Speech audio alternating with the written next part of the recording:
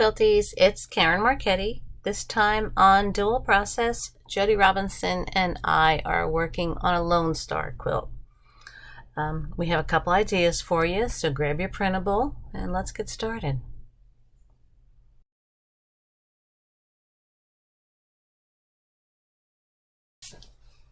Hey guys, it's Karen. For my version, we're gonna do kind of simple. I'm gonna try and keep this as continuous as possible. It probably won't work and we'll need to tie off, but I'm gonna try.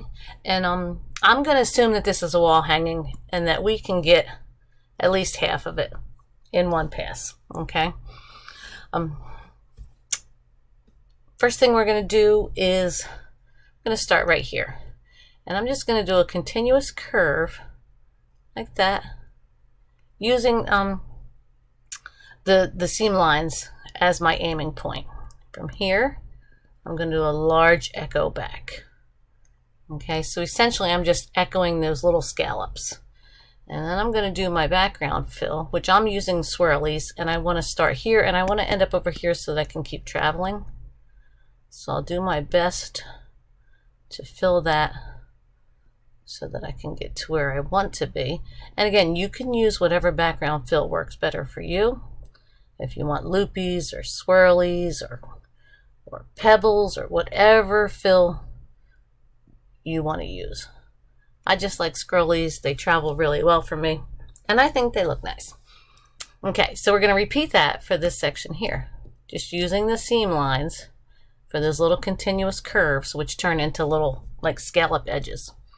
And from here, we'll do a large echo back, and then do our background fill, using it to travel, filling that space.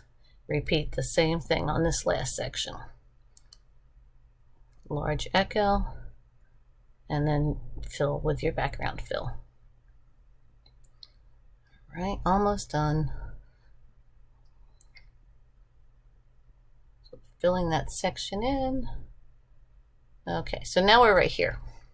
So what I'm going to do now is I'm not going to worry about this section. I'll worry about that in a minute. I want to fill the main star section.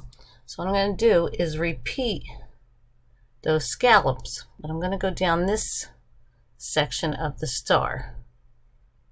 So I've done all the outside edge of scallops, right? Okay. I'm going to do this while I'm here.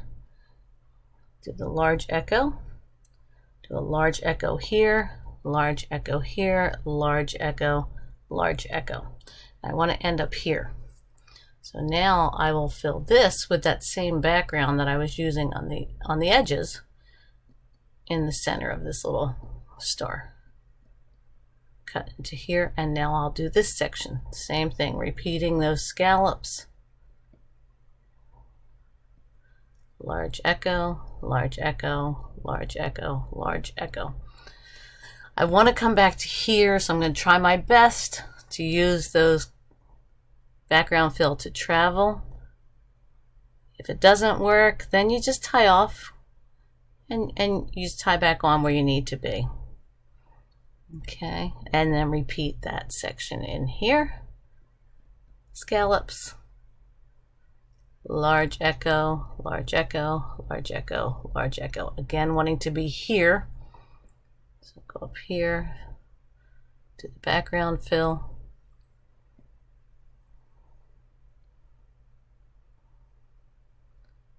So I can come back to here and then do this last section.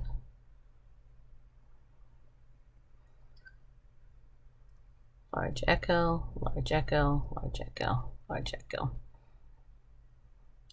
Now I'm heading for over here. I want to continue with that background fill so that I can go fill that edge with the background fill, or the scallops around the outside. So we're here. Now we can do these scallops and that large echo. Leave my needle down so I can roll this. Okay. What I'm going to do is come down here, sneak through my seam, the edge of my quilt, and then repeat that. Do this background fill. I'm going to tie off and then come over here, do the same thing, and fill this. Okay, and then I will roll the quilt so that I can do this last section. Okay, roll that quilt. And we're just going to do exactly what we did, but in reverse. So we'll start here with our scallops. Large echo, background fill, traveling to here.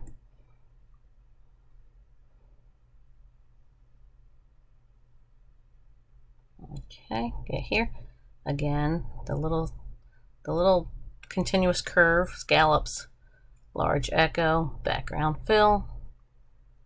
Get us to here, repeat the same thing. Large echo, background fill. Again, we want to aim to here.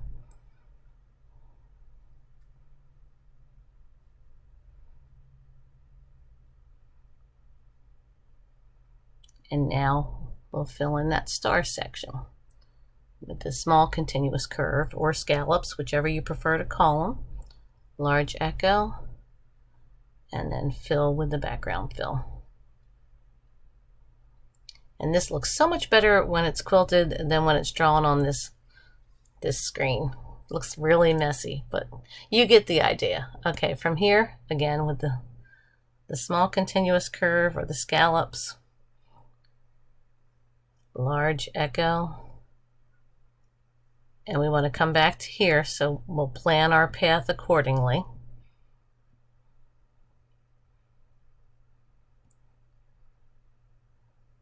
And then repeat in this section of the star.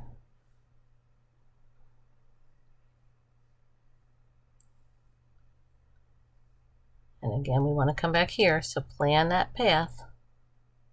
And again, it's not the end of the world if you don't plan it right. You just have to tie off and tie back on. Not a big deal. And then that last section of the Lonestar. Continuous curve, large echo, and then fill with your background fill.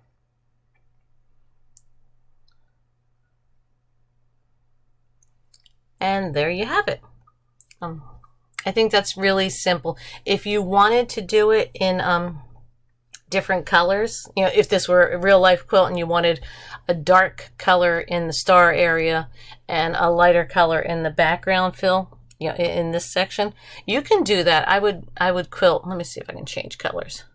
What I would do is I would do all of this section, all the star section first. And I know this is, you know, not super neat here, but I would do all this section first, then roll the quilt, and this would all be basted so that this would stay, you know, still while you're quilting all of this. Quilt this, do everything you have to do here, change colors, and then quilt all of the background and come back. So if it were 2 color threads, that's how I would do it. So anyway, I hope you enjoyed it. See you next time.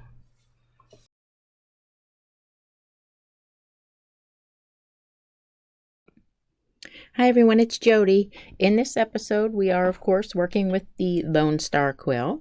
And so I want to share with you an idea that you might want to try.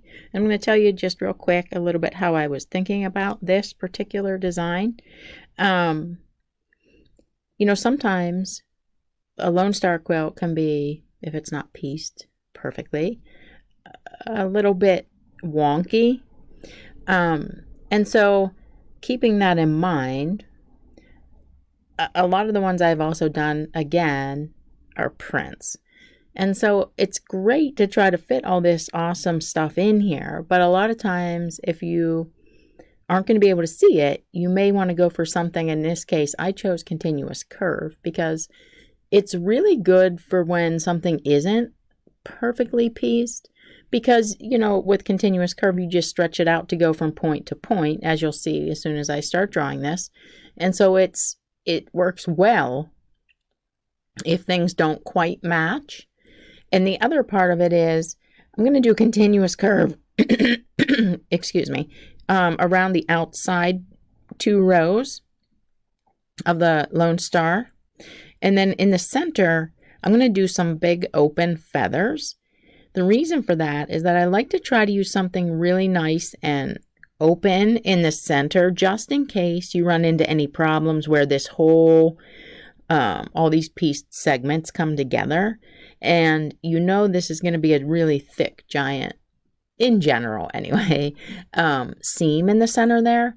And if you have to try to continuous curve down to that seam all these times, sometimes it can be really hard. You can't even get your hopping foot to it kind of like bounces off the thickness of the seam instead of going and stitching into it. So we're going to try to avoid that. The other thing was that I want to put feathers around the whole outside here. So I would hate to do that and not have them somewhere else within the quilt. So it worked out great to put them in the center as well as on the outside, and then we'll just do continuous curve in the star itself. Now, one other reason that I personally might choose the continuous curve is that depending, the way this is pieced, if you choose a very specific design, you do have to keep in mind how much of this star you can reach in one pass. Continuous curve is nice because you can kind of stop anywhere. Let's say I can only reach to here.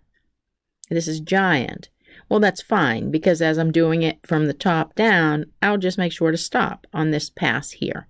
And then when I advance the quilt, I can pick right up and continue doing it through the rest, if that makes sense. And you can see that I've marked in, I forgot this one. Just mark this one, will be purple instead. And I would mark this beforehand just because I can see all of them if I mark it before loading the quilt. You, of course, could do it any way you like.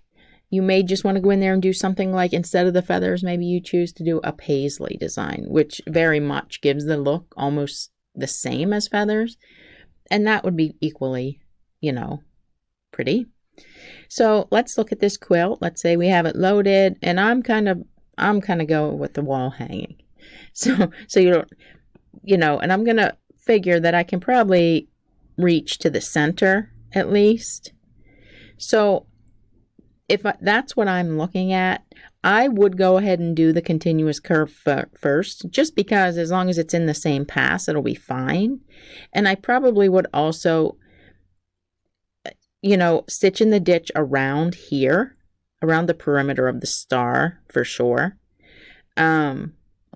I may do it in here, but really it would depend on the quilt. If you, like I said, a lot of times these get a little wonky. So if you know that you're not going to be able to do it, maybe the piecing is really going to make it obvious that it's not pieced right, then I would just allow the continuous curve to kind of be what tacks that down. So I tend to work everyone does continuous curve, maybe different paths. The one I use, I kind of just like to travel. And so what I'm going to do, because I know I can reach to the center, is I'm going to start right here.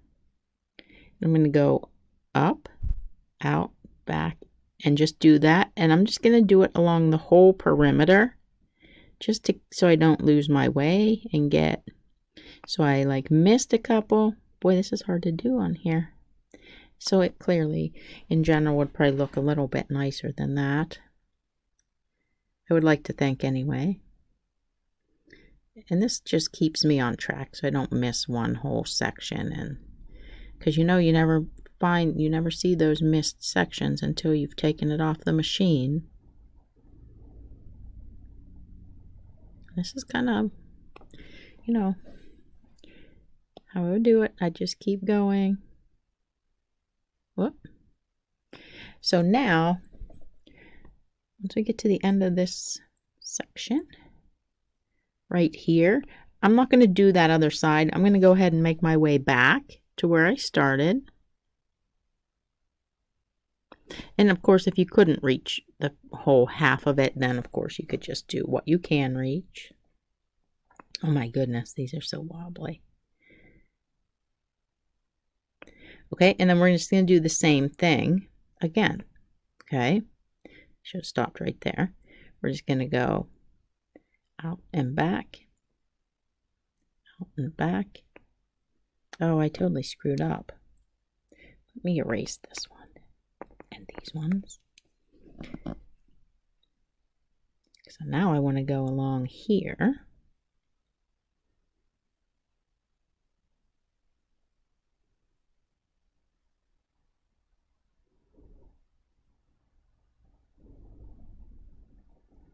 And I'm very confident that yours will look better than this on this screen. Okay, and so of course I would just continue to do this. I'm going to do it on the bottom half.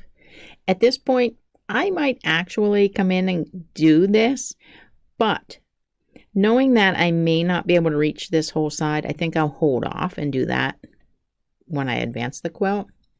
So now, because I want to finish this pass before I advance the quilt, I'm going to go ahead and start right about in the center of this, because I know I can reach that, and I do like to do what I can in the area that's there. So I would just start these feathers kind of like this, because I know I can reach this half. Then I'll finish the other half. And this is what I like to do, is make them travel all one direction, because it lets me just sneak up here and then continue on with this one.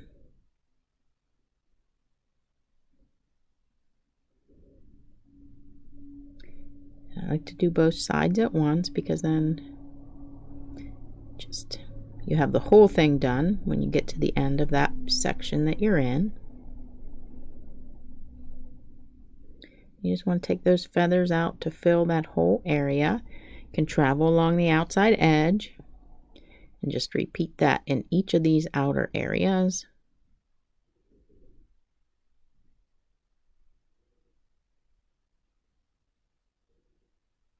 Again, travel.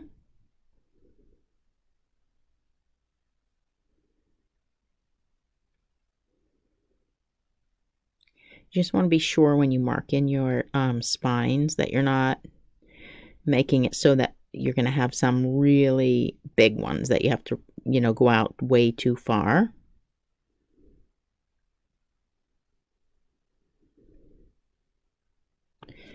Travel along, and then remembering that I can only do half. I would probably actually grab my marking tool and put a little mark there so I don't try to do it and then find myself kind of stuck. So at this point, I'm going to go ahead and tie off. And when I advance the quilt, I'm probably just going to advance it a little bit, not the whole way, because I do want to go ahead and get this center. So I'd advance it not a whole pass. And then I'm going to go ahead and do this continuous curve around here.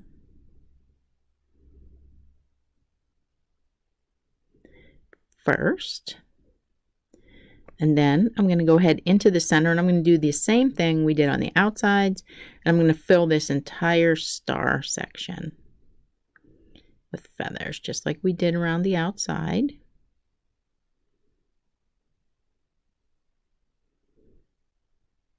And they're going to be all different shapes and sizes, because we have the piecing that we're filling instead of like a big open space. And now I would tie off and advance the quilt so that now I can just complete that whole bottom section in the exact same way. So let me go ahead and finish the next pass.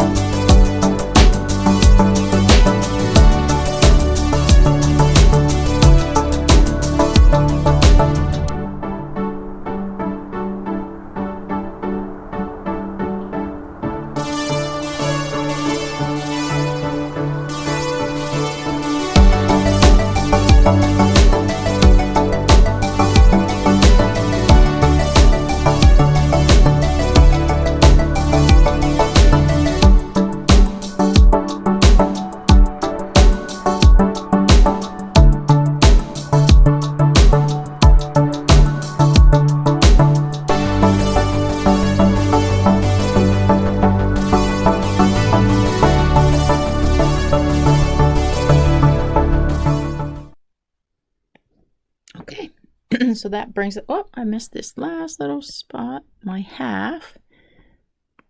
And now one thing I might do is grab my chalk and just kind of give myself a couple of lines here so I make sure that I don't end up not being able to fit the last few in, if that makes sense. I tie off and I'd be done.